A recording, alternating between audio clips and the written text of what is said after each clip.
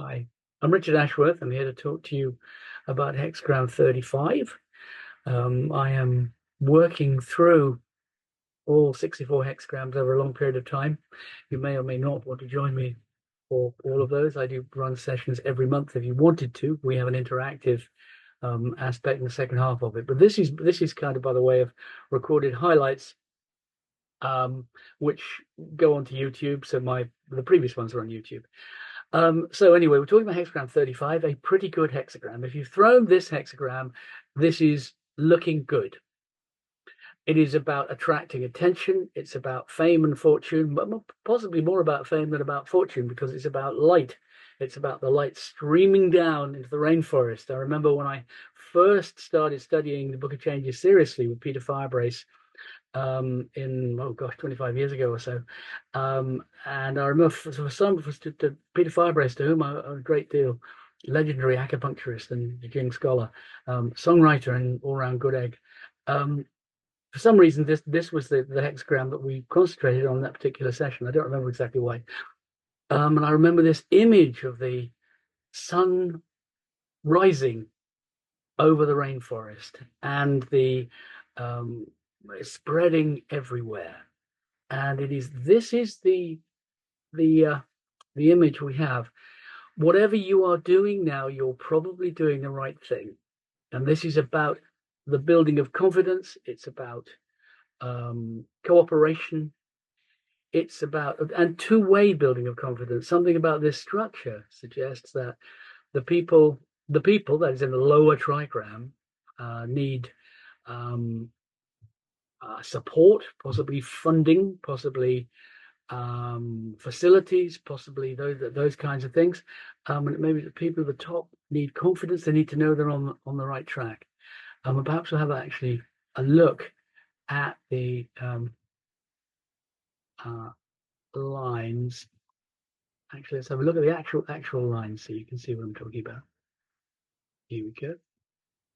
So there you go. This hexagram 35. Jin, fire over earth. Fire is Lei, the second daughter, and you can see that the ruling line is a yin line at the fifth, means that the power is kind of flexible, dependent upon the relationship with others, particularly dependent upon the relationship with the advisors who would generally be at the fourth line. But you can see the bottom lines, bottom trigram, are all yin and therefore a little bit tentative. And if we go on to look at the implications of this line by line, we can see that is very much a theme of it.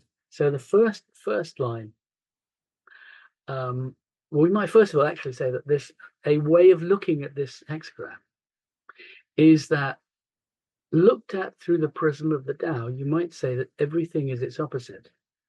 So what this hexagram says, that in advancing are the seeds of retreat, in retreat are the seeds of advancing. And it suggests that things go on forever. And what is required is to stick probably with what you're doing. But let's look at it line by line. Well, actually, let's look at the hexagram text first. Prosperity to the feudal lord, offered gifts of horses for breeding and abundance. By daylight in a day, one is thrice received. Well, this is a pretty good, a big honor. Gifts of horses, valuable things, especially 3,000 years ago, I guess, for breeding. This is a real honor. It suggests real service. It suggests that you have given service to the powers that be.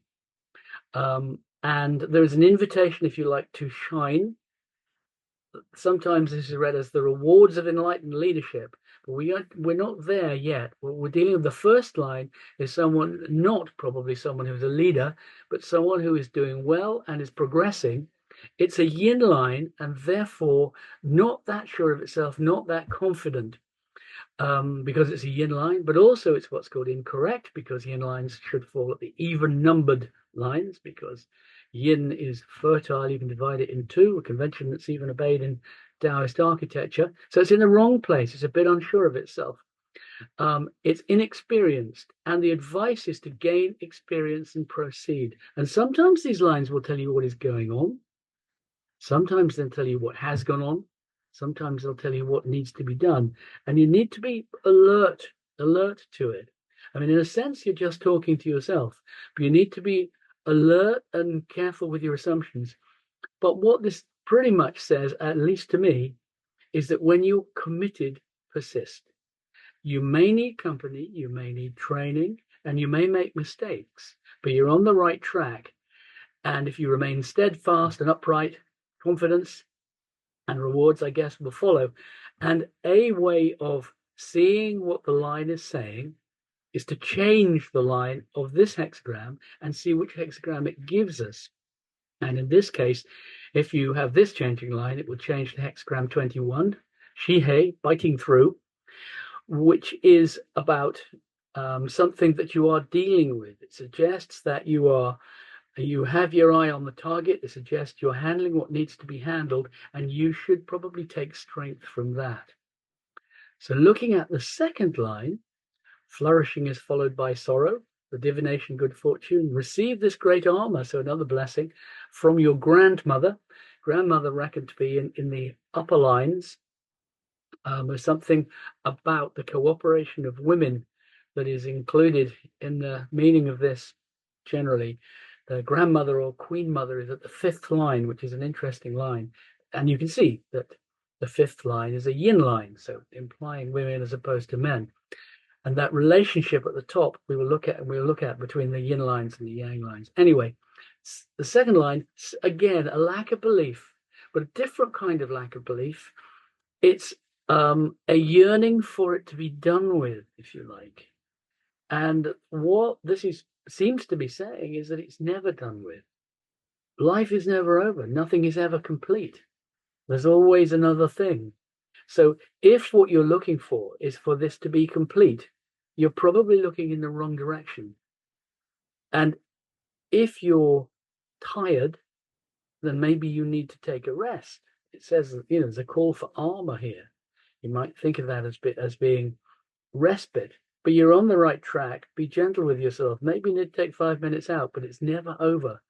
And you are in touch with the powers that be.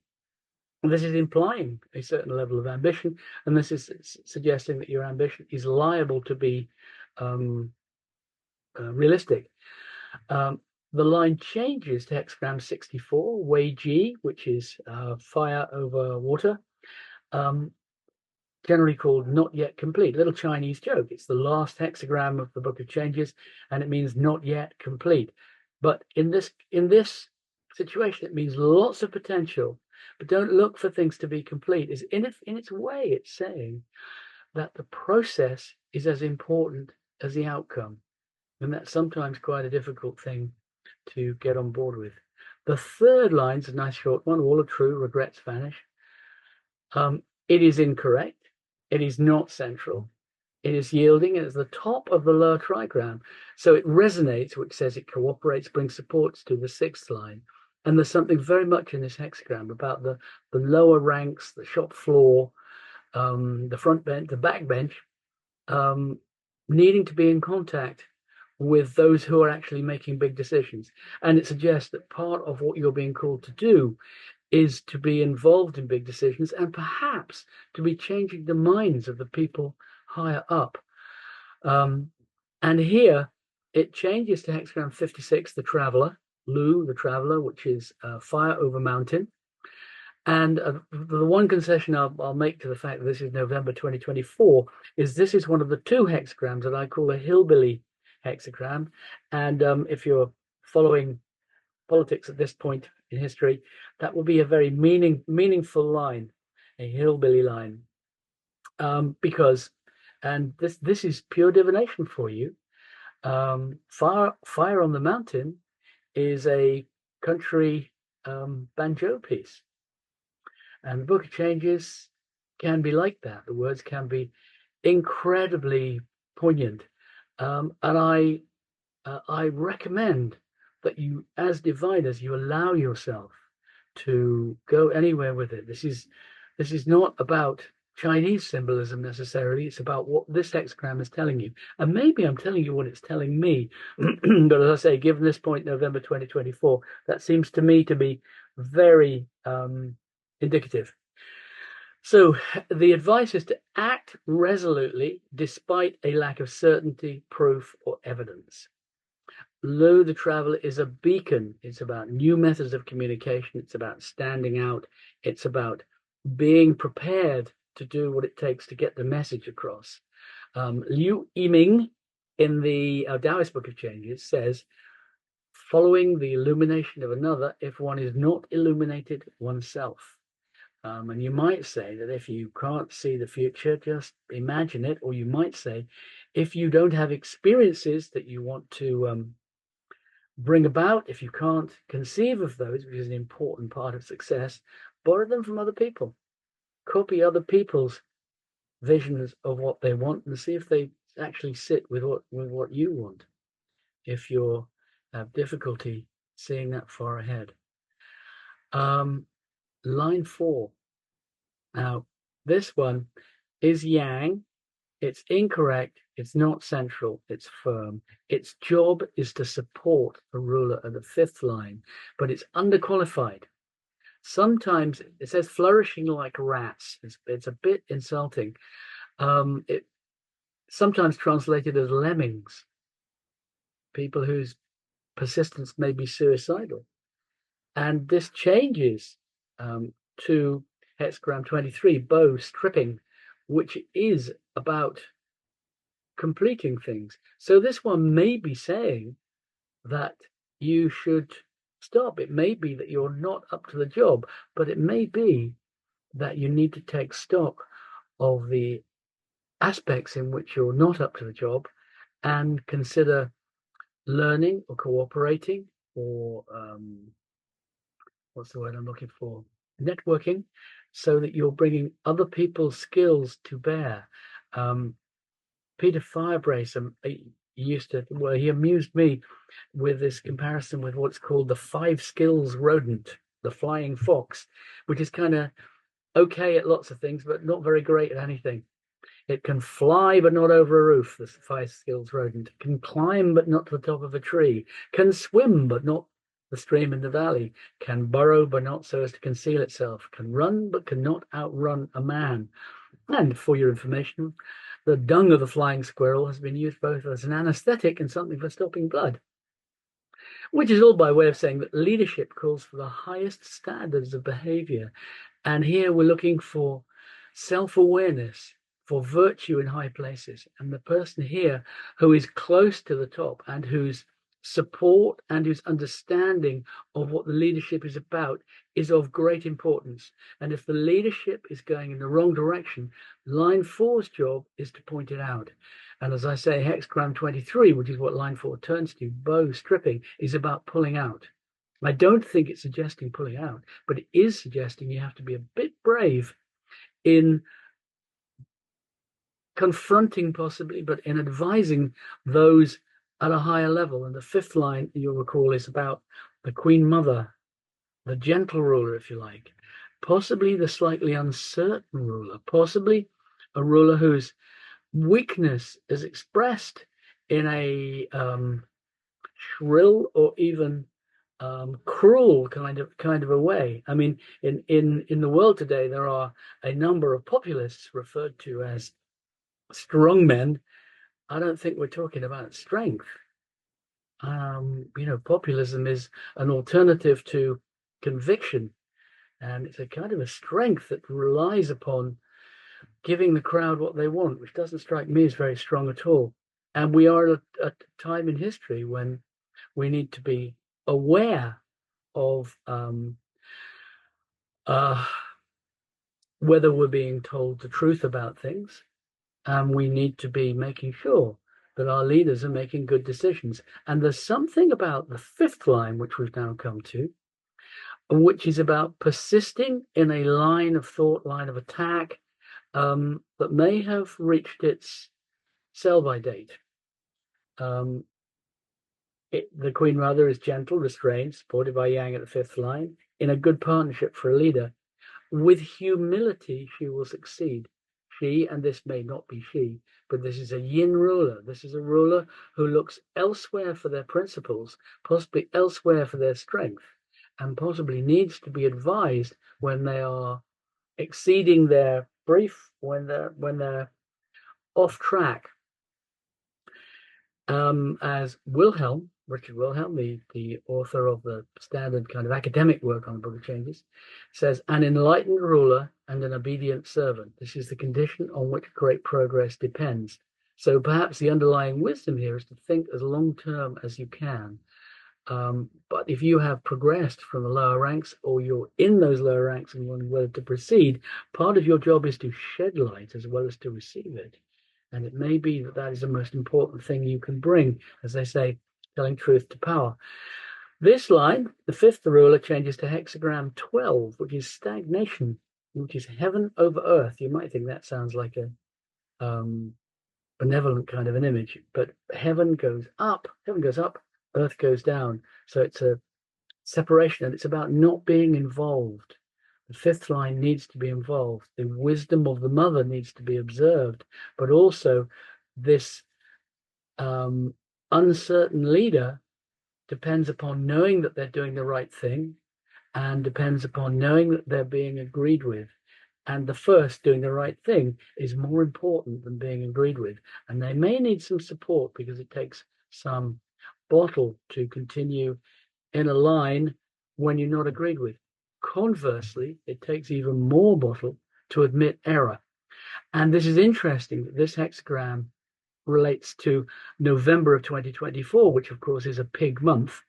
And the Chinese astrological pig, the thing to know about pigs is that they're not good at building support groups. And particularly, if you know any pigs, they look as if they have everything handled until suddenly they don't. So there's something here in line 5 about exactly that. So think as long-term as you can, but be aware when the leader is wavering and when the leader has stuck with an idea beyond its sell-by date. Which brings us to the sixth line. Advancing, his horns hold fast, used to chastise the city. Danger, good fortune, no error, divination, regrets. Now this is yang, incorrect because it's at the sixth. It's not central, so it's not on the middle path, which the saving grace of the fifth line is it is on the middle path, which means probably it will listen, probably equilibrium will return. But because it's the top line, it's the detached line of the sage, it's to do with ideology, it's to do with the world of the spirit, it's to do with religions, those kinds of things. But this metaphor of the horns is about being on the offensive. And here is the thing. If this is about winning, which it may be, and about competition, it is separating competition, meaning doing the best we can and hoping to excel, and competition, meaning we sabotage others in order to win.